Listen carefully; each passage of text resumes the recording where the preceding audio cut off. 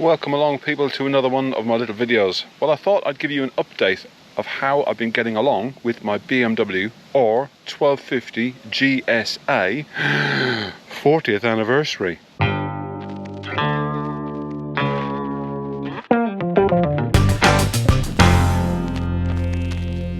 Well, welcome aboard. I thought I would split this down into 6 negatives and 6 positives. I'm going to start with the 6 negatives, get them out of the way, and then get on to the good stuff. The first negative I'd like to start with is at number 6, so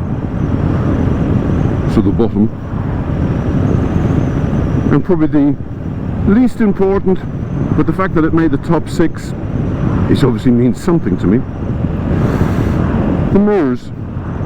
This is a 719 optioned 40th anniversary 1250 GSA, and I wasn't given the option to put the 719 option mirrors on the bike when I spec'd the bike up. We were all in kind of lockdown and social distancing and all that old malarkey back at the early part of 2020, and when I was talking to the person who was speccing my bike up, they didn't spec up 719 mirrors, which, to be fair, I kind of half expected them to be on the bike, but they weren't. So that's number 6. And number 5 on my least favourite things about my bike, eco mode. Eco mode is pretty much pointless. I'm not even going to switch it on for the sake of this video. I have used it in a previous video. Yeah, if you want eco mode on a motorbike, buy a bicycle. At number 4, see, we're knocking on through these. At number 4 in the things that I don't like about my bike, the tyres. Weirdly, when the bike is in a straight line like it is now, it tram lines, and it's nothing to do with the fact that the tyres have done a lot of miles. This is from brand new all the way through the 7,000 odd miles I've done with the bike. The bike in a straight line. The front wheel doesn't seem to agree with the back wheel, and that's the only way I can describe it. The weird thing is, when I bank the bike over into a corner, it's absolutely fine, confidence inspiring. It's just going into the corner, you just think, if it's tram lining, what's it going to do in the middle of the corner? So yeah, the tyres, and the tyres are Anarchy adventure tyres, so I guess it's to be expected. The tyres are pretty much shot after 7,000 odd miles, so early part of 2022, I shall have to get it reshod. At number 3 on my list, gear change. Now, I have ridden another 2021 modelled 1250 engine bike, so not the same model but the same make and the same engine, and the gearbox was much smoother. The gearbox on my bike, there's nothing wrong with it. I am literally splitting hairs, and for the sake of this video, I just thought I'd mention it. It could be smoother. It's a little bit, well, let's get out of the 30 mile/hour speed limit, and then I will show you how it, there you go, that was a down change, which, let's to be fair, wasn't smooth. Alright, let's change up. The important thing with these gearboxes is not to open the throttle, is to keep your hand set, the same amount of revs. So there's a little bit of a bump, but if I push on a bit, there's a little bit more of a bump. So going up through the gearbox, and you know what, to be fair, it does actually seem to be getting better. So maybe it's getting better with age, like myself. Here we go for number 2. So what could possibly make it into the bottom 2 of my top 6, or the top 2 of my bottom 6, whatever. Anyhow, servicing at number 2, the costs thereof. Why does it cost so much money to service this BMW and any BMW. I just think the servicing costs are far too much money. The first service on this bike, to be fair, was free. The second service was £300, and I didn't have anything done to the bike other than have a normal service. That was done at 6,000 miles. So the next service, as I understand it, will be at 12,000 miles, and it could be as expensive, in excess rather, of £1,000. I've heard rumours that it's £1,200 for the next service, and that's for the valves and the rest of the bits and pieces. So I'm quite shocked by that, if I'm honest, and a little bit disappointed by BMW. I can get my car serviced for less, and it's a car. Anyhow, I guess that's not why we ride motorbikes. We try not to worry about the money, but when the cost of the bike is so much money, and then the cost of the service is just, over the top, I would say. So what makes it into the top of my bottom six? The lights in the indicators. So let's get one little bit of the gripe about the indicators out of the way. When I was travelling along, when I first bought the bike, it had self-cancelling indicators, and I say had because it doesn't anymore. So if I'm in lane 1 and I want to change lane from lane 1 to lane 2, you put your indicator on and you change into lane 2, but by the time I've actually crossed the centre line, the indicator's off. It's probably flashed 5 times, if that. Which, to be honest, I thought, oh, that's quite good. That's all right, I could live with that. But if you're coming off at a junction and you've got a 3, 2, 1 countdown marker boards, I'm a lorry driver, and I was always told you need to be indicating by or near the 300 countdown marker board. So you apply your left-hand indicator, and by the time you get to the 200 countdown marker board, your indicator's off. That became slightly irritating, having to reapply your indicator the whole time. Which I think is particularly dangerous is roundabouts. You start off at the 6 o'clock position. If you're going to go all the way around the roundabout and come off at, let's say, the 3 o'clock position, you start indicating, you start to go around. By the time you get round to about 10 o'clock, your indicator's off. Roundabouts, as any biker will tell you, it's got people coming on from all over the place, you've got people changing lane, you're watching where you're going over your shoulder so you can exit. There's lots of stuff going on, going round a roundabout. The last thing you need to be worried about is an indicator. So when I went back for my service, the second service, now I did say they didn't do anything else, but I'll take that back. Anyhow, so I asked them, what's going on with my indicators? Has anybody else mentioned indicators? Yes. There's 3 different ways that the indicators on this bike can be programmed. Short, and I'm guessing that's what mine were. Factory, which raises the question, why didn't they come factory from the factory? But anyhow, I'm guessing they didn't. And number 3 is long. So my indicators are now non-self-cancelling indicators. I have to switch them off if I want to switch them off because they will just stay on, i.e. long. So there you go. So there's the answer. If you're thinking you're going mental and you think you're going mad, you're not. The indicators are set to short, factory and long. Mine, I'm guessing, were set to short. They are now set to long. So, moving on from that. The front indicators, they stay on all of the time, which is fine. It's another little gimmick or gadget, but I don't have the option to switch them off. The Honda, the Africa Twin that is, you can. Same goes for the indicators, the short, factory and long. If I want them changed in any way, you need to bring it back to the shop and say, plug in your computer please Mr. BMW and change my indicators to something else. The indicators on the front, you can't change them. Twice I've had car drivers pull out in front of me because they were convinced I was indicating and I wasn't.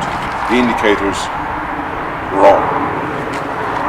The headlights on the front, just staying at the front of the bike for a moment, I don't think they're as good as my last bike, which was my 1200 Rally, a 2018 bike.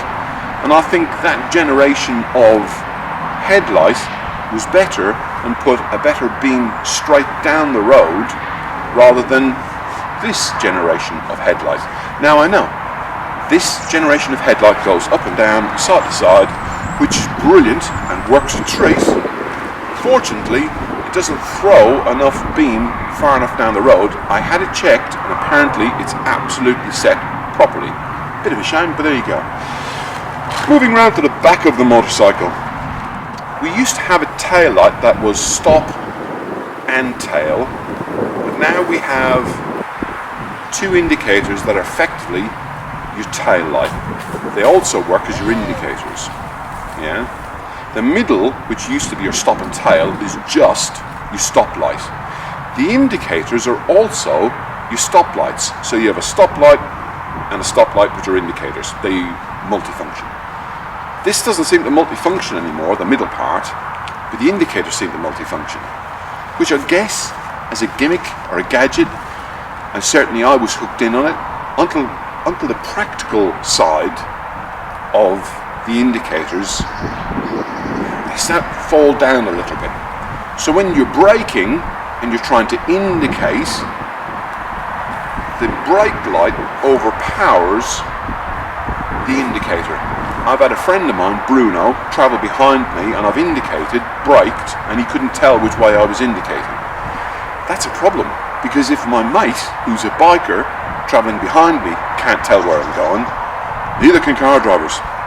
And they're the ones, really and truly, we should be scared of, concerned about, other road users. So there you go. That's the end of my grips and gripes about the bottom six. Let's move on to the top six. Hallelujah, I can stop moaning.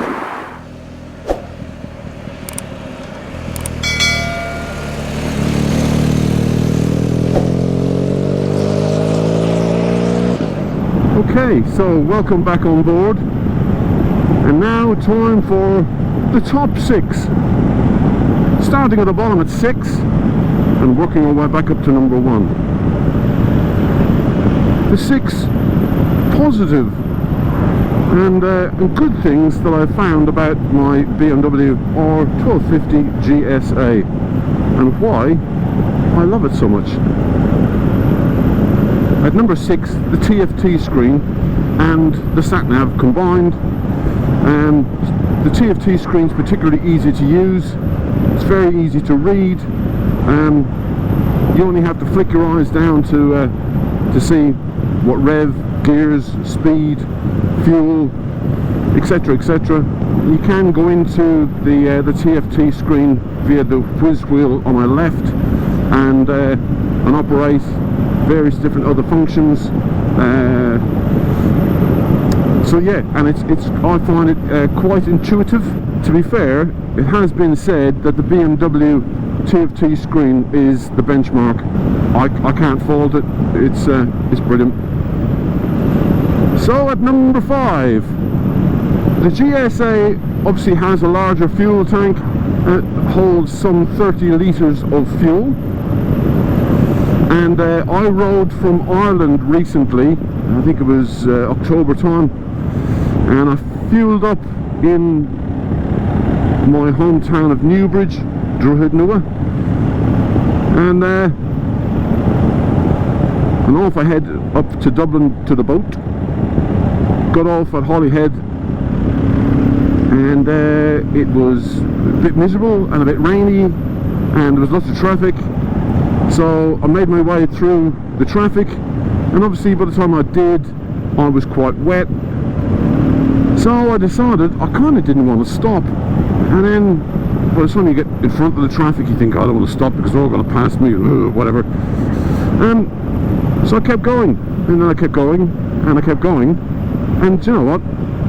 I didn't stop. I literally did not stop for fuel because I worked it out in my head that I would be able to make it all the way home to Essex, and the speedo said I had done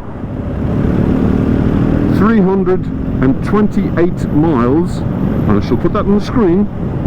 328 miles from my mum's house in Newbridge to my house in Essex, and there was 8 miles of fuel still left in the fuel tank. Now I don't know if the TFT screen was 101% accurate to the inch, but I didn't have to put any more fuel in it, and that's a testament. I've never been able to do that on any bike ever before. Would I want to do it again? Quite possibly not. That's just how the mood took me that particular day. But the fact of the matter is, I was able to do it.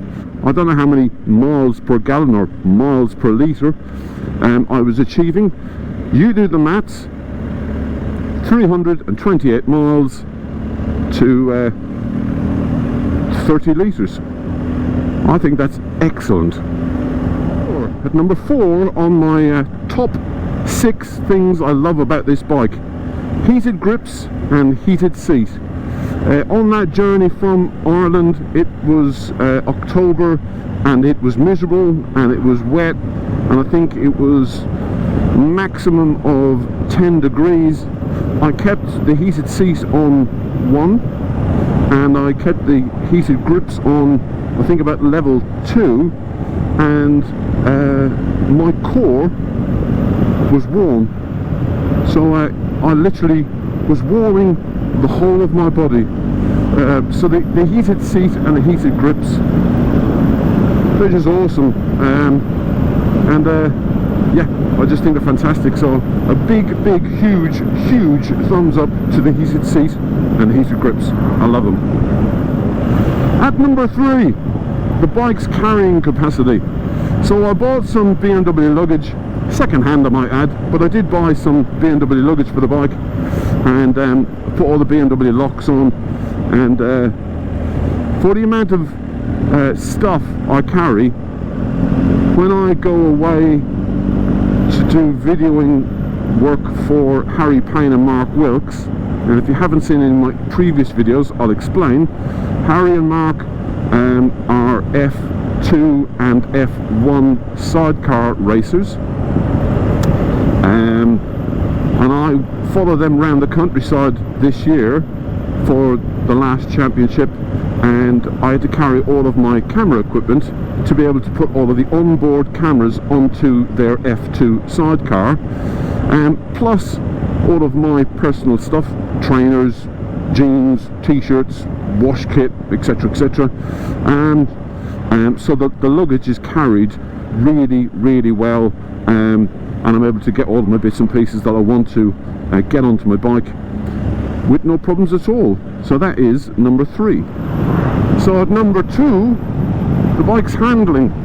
Okay, the bike is 268 kilograms wet. That's how much she weighs, or 590 pounds, and yes, I have got it written down.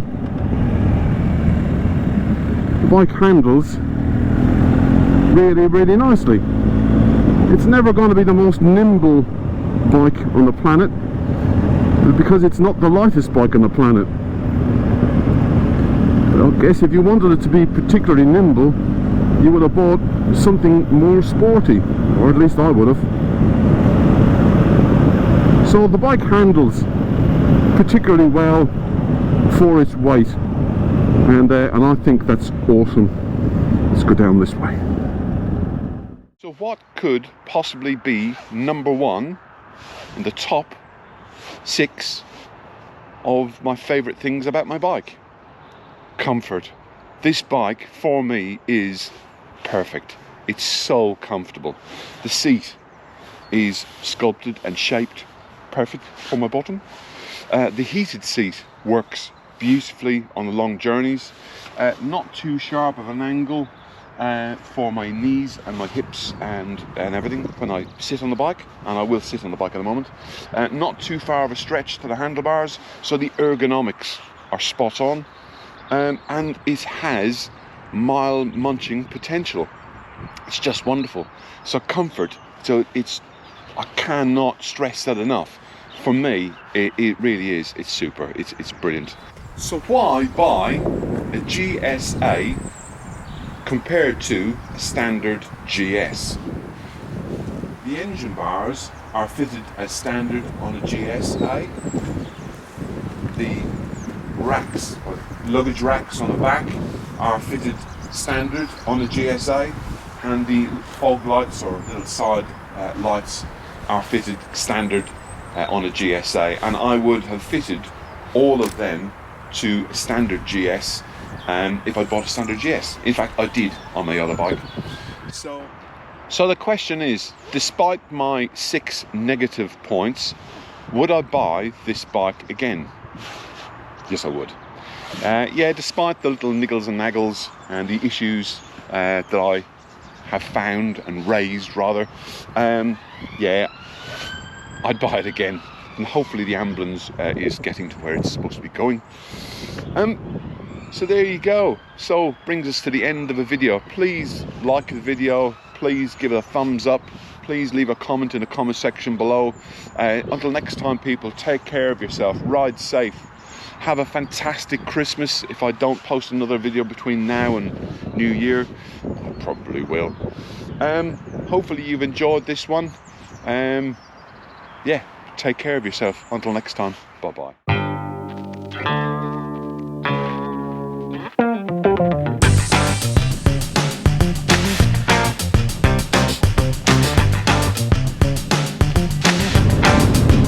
Oh my god!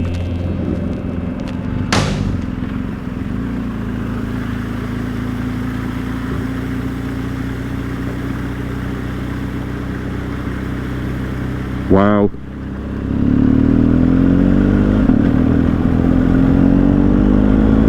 I wasn't expecting to do a Ford today. Sorry, that put me off a bit then.